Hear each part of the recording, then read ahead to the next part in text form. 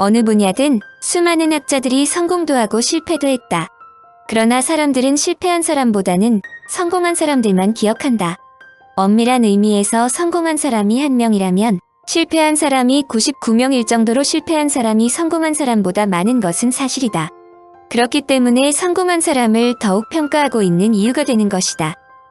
그런데 역사를 보면 정말로 운이 좋은 사람, 즉 행운이 따라다니는 사람이 있다. 학계에서는 가장 운이 좋은 사람으로 파스테르를 종종 거론하는데 1908년 에를리히와 함께 노벨상을 받은 메츠니코프를 보다 행운이 따라다니는 사람으로 거명하는 사람들도 있다.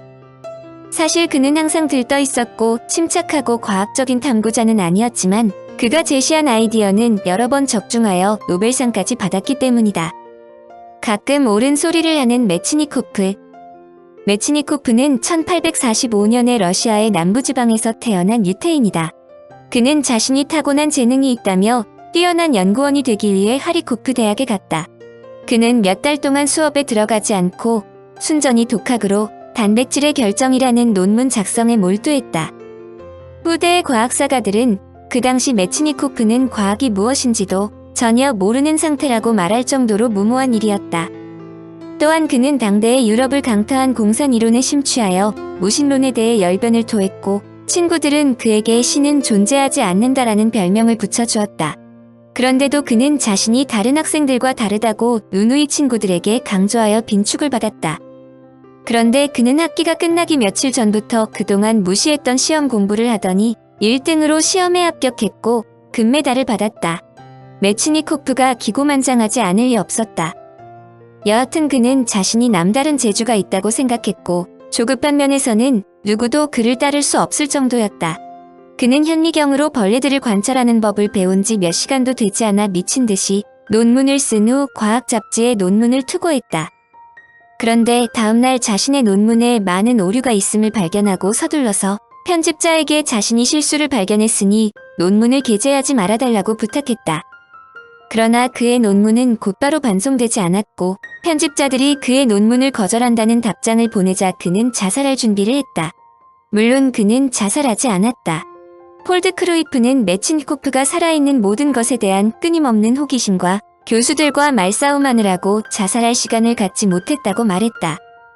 여하튼 메츠니코프는 자신이 교수와 다투는 것은 러시아에서 제대로 된 과학 공부를 할 수 없기 때문이라며 독일의 뷰르츠부르크 대학으로 서둘러 떠났지만 독일에 유학 온 러시아 학생들은 그가 유대인이라며 반기지 않았다. 자신의 주위가 모두 적이라며 인생의 실증이 난 그는 또다시 자살을 생각하면서 집으로 돌아왔는데 마침 찰스 다윈의 종의 기원을 읽더니 자살하려던 생각을 중단했다. 진화론을 그가 증명해야 한다고 생각했기 때문이다. 그는 다윈이 진화론에서 가장 강한 자가 생존한다는 것을 증명하려고 골똘하다가 인류가 어떻게 세균의 공격에 저항했는가에 대한 환상적인 이론을 도출했다. 그는 호롱불 주위로 구름같이 몰려든 곤충들을 보면서 대담한 가설을 생각했다. 곤충들이 겨우 몇 시간을 살 뿐인데 가장 강한 자가 살아남는다는 이론을 어떻게 곤충들에게 적용할 수 있는가 하고 의문을 품었다. 곧바로 그는 간단한 진화론을 만들었다. 생존자들은 가장 강한 자들이 아니라 가장 영리한 자들이다. 미생물 사냥꾼. 1883년 메츠니코프는 갑자기 자연주의자에서 미생물 사냥꾼으로 돌변했다. 그는 오데사 대학 당국자들과 싸움을 한 후 가족들과 함께 시칠리아 섬으로 가서 아마추어 실험실을 차렸다. 그는 파스테르와 코흐가 미생물 사냥으로 성공한 것을 알고 그들처럼 위대한 과학자로 성공을 하겠다고 결심한 것이다. 그런데 정작 메츠니코프는 미생물을 어떻게 사냥하는지를 몰랐다. 사실 세균을 본 적도 없었다. 그러던 어느 날 해면과 불가사리가 먹이를 먹는 것을 보고 곧바로 연구하기 시작했다. 그는 곧 그들의 체내에 있는 이상한 세포를 발견했다. 그 세포들은 동물 몸의 한 부분이었지만 자유롭게 체내 이곳저곳을 옮겨 다녔다. 그리고 세포의 한 부분이 돌출되었다가 돌출 부위를 따라서 나머지 부위를 끌어당기는 것도 발견했다. 그것들은 흐르는 대로 움직이는 방랑하는 세포들이었고 아메바와 같은 작은 동물과 똑같아 보였다. 아마추어 생물학자임에도 불구하고 놀랍게도 그는 천재적이고 독창적인 아이디어를 갖고 있었다. 그는 현미경으로 동물의 체내에서 어떤 일들이 일어나는지를 볼 수 있었다.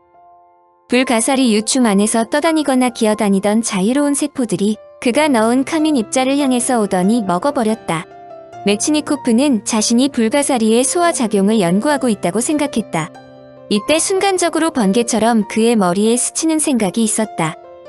불가사리의 몸 안에 있는 방랑하는 세포들이 먹이를 먹는다면 틀림없이 독성을 갖고 있는 미생물도 먹을 것이다. 방랑세포들이 불가사리를 미생물로부터 보호하는 것이다. 그렇다면 우리 몸에 있는 백혈구도 틀림없이 우리 몸을 침입한 세균들로부터 인간을 보호할 것이다. 단 한 번의 실험이나 논문을 읽지도 않고 메치니코프는 불가사리의 소화작용에서 인간의 질병을 전개해내었는데 그의 아이디어는 그야말로 믿기지 않을 정도로 탁월한 것이었다. 그에게는 세균을 전혀 모른다는 것은 문제가 되지 않았다. 그는 사람들이 손가락을 나무가시에 찔렸을 때 가시를 빼지 않고 그냥 놔두면 가시 주위에는 곧 농이 생긴다는 것을 기억했다. 그 농은 대부분 백혈구로 되어 있다는 것을 알고 있었다. 메치니코프는 약간의 진홍색 염료를 불가사리에 먹이고 염료 입자가 흡수되는 것을 관찰했다.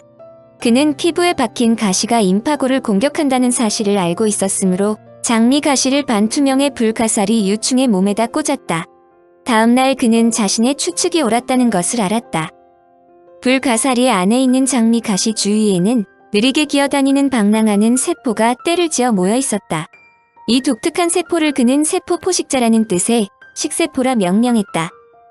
메치니코프의 상상력은 비약하여 질병의 예방 효과를 포함한 대부분의 면역 현상은 세포들이 이물질이나 세균에 반응하기 때문에 생긴다는 세포 면역설을 확정하고 마침 시칠리아에 와 있던 대학 교수들에게 동물들이 미생물의 공격에 견딜 수 있는 이유를 설명했다.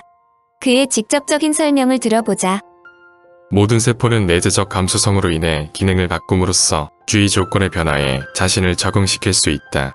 그러므로 모든 살아있는 요소들은 일정 정도의 면역을 획득할 수 있다. 그러나 동물의 신체에 있는 많은 세포 중에서도 가장 독립적인 식세포가 가장 먼저 그리고 가장 쉽게 감염성 질환에 대한 면역력을 얻는다. 식세포는 미생물과 그 독소들이 나타나는 곳으로 달려가 그것을 물리치는 세포이다. 교수들은 그의 설명과 증거를 보고 감탄했다. 그의 설명을 들은 교수들 중에는 코흐의 이론에 콧방귀를 뀌었던 비례효 교수도 있었다. 날개를 다는 포식세포. 정상적으로 일어나는 면역 반응은 발생 기전에 따라 두 가지로 나뉜다. 예병일의 글을 인용한다. 첫째는 자연 면역이라 하여 면역 초기 단계에서 면역 반응을 일으키는 물질에 상관없이 동일하게 일어나는 반응을 가리킨다. 피부 표면에서 일어나는 물리화학적 방어 체계가 대표적인 자연 면역이다. 둘째는 적응 면역이라 하여 병원성 미생물에 노출되었을 때 받은 자극으로 인해 유발되는 면역 반응이다. 특정 미생물에 의한 자극이 지속되면 방어 능력이 크게 증가되며 각기 다른 종류의 자극에 대해 특이하게 반응하므로 특이면역이라고도 한다. 이 반응은 주로 림프구와 항체가 일으킨다. 이 중에서 가장 먼저 발견된 것이 바로 메치니코프가 발견한 식세포이다. 여하튼 메치니코프는 서둘러 자신의 위대한 발견을 알리기 위해 빈으로 돌아왔다. 마침 그의 친구인 클라우스 교수는 그의 설명을 듣고 자신이 발간하는 잡지에 이론을 발표해달라고 했다. 메치니코프는 그의 제안을 수락했고 미생물을 개걸스럽게 먹어대는 세포들에게 과학적인 이름을 제안해달라고 했다. 클라우스는 사전에서 포식세포라는 단어를 찾아주었다. 메치니코프의 세포 면역설은 하계를 불끈 달구었다. 비르요 교수는 그의 이론을 지지했지만 코프 진영에서는 세포설을 변덕스런 시나리오 작가나 감독 또는 배우들이 만들어내는 코미디라고 비하하면서 체액 면역설을 들고 나왔다. 체액 면역설의 대표 주자가 바로 에릴리이다. 그는 면역 반응을 유기체와 외래 생명체 사이의 역동적인 관계로 파악한 메치니코프와는 달리 면역이 물질들의 3차원적 구조와 구성 원소들의 친화성에 따라 자연적으로 일어나는 수동적 화학 반응의 일종이며 이들 화학 반응의 주인공이 바로 항원과 항체라고 주장했다. 에릴리이는 항원과 항체에게는 어떠한 즉흥성도 허용되지 않는다고 생각했는데 메치니코프의 세포 면역설은 일정 정도의 자유가 허용된 포식세포와 외래 세균 또는 그 세균에 의해 파괴된 숙주 자신의 세포가 주인공이다. 자연 법칙은 큰 테두리에서만 주인공들의 행동을 지시하고 각 세포들은 각자의 역할을 소화하며 필요할 경우 즉흥적으로 반응한다. 메치니코프의 포식세포는 숙주의 의지와 관계없이 침입자에 접근하고 반응하며 인기응변에 능한 반주체적 존재이지만 에릴리히의 항원과 항체는 마치 자물쇠와 열쇠처럼 기계적 또는 화학적 친화성에만 의존하여 행동한다. 1908년 노벨위원회는 이들 두 사람에게 공동으로 생리의학상을 수여했는데 이는 세포설과 체액설이 서로 대립하기보다는 상호보완의 관계를 갖는다는 주장에 손을 들어주었기 때문이다. 여하튼 메치니코프가 명령한 포식세포는 인간이 어떻게 면역을 갖는가를 알아내는 결정적인 계기가 되었다. 이 사건은 아마추어 과학자인 메치니코프로 하여금 세계적인 과학자의 반열에 서게 만들었다. 메치니코프가 얼마나 운이 좋은 사람임을 알 수 있다. 그러므로 메치니코프의 진짜 연구는 그가 포식세포 이론을 세운 후로부터로 볼 수 있다. 그는 자신이 세운 증거를 물벼룩에서 찾으려고 했다. 그가 물벼룩을 선택한 것은 불가사리 유충과 마찬가지로 물벼룩의 몸이 투명해서 그 안에서 무슨 일이 일어나는지를 현미경으로 관찰할 수 있었기 때문이다. 그렇지만 물벼룩이 어떤 병에 걸려야만 관찰 대상이 될 것이 아닌가. 놀랍게도 그에게 또다시 행운이 따랐다. 그가 물벼룩을 관찰하다가 갑자기 그중 한 마리가 위험한 효모의 바늘처럼 뾰족한 포자를 삼키는 것을 보았다. 그 바늘은 좁은 식도를 통과한 다음 물벼룩의 의벽을 뚫고 몸 안으로 미끄러져 들어갔다. 그때 물벼룩의 포식세포는 위험한 바늘을 향해 밀려와서 그것을 둘러싸고 녹이면서 먹었다. 반면에 포식세포가 치명적인 효모 바늘과 맞서 싸우는데 실패하면 침입자들은 재빨리 수많은 효모로 발화해서 물벼룩을 먹어버렸다. 물벼룩이 죽는 것이다. 메치니코프는 살아있는 생물체가 자기를 죽일 수도 있는 암살자에 대항하는 신비한 방법을 찾아냈다고 생각했는데 그의 관찰은 정확했다. 그는 더 이상 자신의 관찰을 계속할 필요가 없다고 생각하고 논문에서 다음과 같이 적었다. 물벼룩의 면역은 포식세포 때문이며 자연면역의 한 예다. 효모의 포자가 몸속으로 뚫고 들어오는 순간 포식세포가 그것을 잡아먹지 않는다면 효모는 자라기 시작해서 포식세포를 완전히 녹여서 죽여버리는 독소를 분비한다. 이제 남은 것은 개구리와 토끼 같은 큰 동물에서 일어나는가를 확인하는 것이다. 1886년 오데사에서 연구소가 세워지자 잠시 메치니코프가 소장이 되었다. 그는 토끼와 개, 원숭이의 포식세포가 결핵과 재기열, 단독의 원인균을 잡아먹는지에 몰두했다. 곧바로 그의 실험실에서 논문들이 쏟아져 나왔고 유럽의 학자들은 메치니코프가 발견한 것들에 열광했다. 그런데 문제는 개, 토끼, 원숭이는 물벼룩처럼 투명하지 않다는 점이다. 더구나 연구소에서 메치니코프를 시기하는 연구원들도 있었다. 메치니코프가 의사 면허증도 없으므로 그가 병을 예방하는 방법을 어떻게 알겠느냐고 비아냥거렸다. 그는 자신의 이론을 증명하기 위해 오데사 연구소에 사표를 내고 파스테르 연구소로 가서 자신의 이론을 계속하여 연구하고 싶다고 말했다. 파스테르는 메치니코프에게 간단하게 말했다.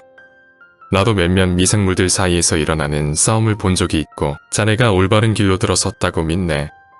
메치니코프는 가족과 함께 파스테르 연구소로 자리를 옮겼으며 20년 동안 지속된 포식세포의 연구에 몰입했다. 면역이라는 것이 포식세포와 침입자 미생물 사이에 일어나는 일종의 전쟁 때문이라는 그의 이론으로 유럽의 학계는 양분되었다. 독일과 오스트리아 학자들은 대부분 그의 이론을 믿지 않았다. 그들은 동물들에게 미생물에 대한 면역을 만들어주는 것은 동물들의 포식세포가 아니라 혈액이라고 주장했다. 심지어는 포식세포들은 방어자가 아니라 죽은 미생물만 먹는 청소부라는 주장도 있었다. 물론 메치니코프는 완강하게 자신의 주장을 옹호했다. 그는 파스테르의 백신으로 면역이 생긴 양의 혈액에서 탄저균이 왕성하게 자라는 것을 보여주는 독창적인 실험을 발표하여 기선을 제압했다. 그러나 메치니코프가 파스테르 연구소에 있는 동안 독일과 프랑스 양측의 연구원들이 상대방의 주장을 전혀 인정하려고 하지 않았기 때문에 혈액과 포식세포가 함께 작용해서 세균을 퇴치한다는 생각을 하지 않았다. 또한 어떤 질환에 대한 저항성의 근원이 혈액도 포식세포도 아닐지 모른다고 생각했다. 사실 복잡한 면역 이론을 간단하게 설명할 수는 없는 일이다. 어떤 사람은 폐렴균의 공격을 받아 사망하는데도 어떤 사람은 땀이 약간 나다가 회복되기도 한다. 이런 사실이 학자들을 곤혹스럽게 만들었으며 현재도 이 문제는 계속 의학계의 화두로 남아있다.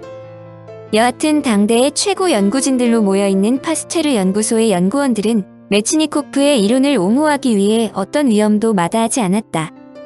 심지어는 혈액이 콜레라에 대한 인간 몸의 면역과 아무 상관도 없다는 것을 증명하기 위해 병독성이 있는 콜레라균을 먹기도 했다. 메치니코프 자신도 어느 누구보다도 많은 양의 콜레라균을 먹었다. 여하튼 열정으로 뭉친 연구원들은 메치니코프의 불합리성, 편협성, 그리고 완고함에도 불구하고 그의 이론을 밝히려고 노력했다.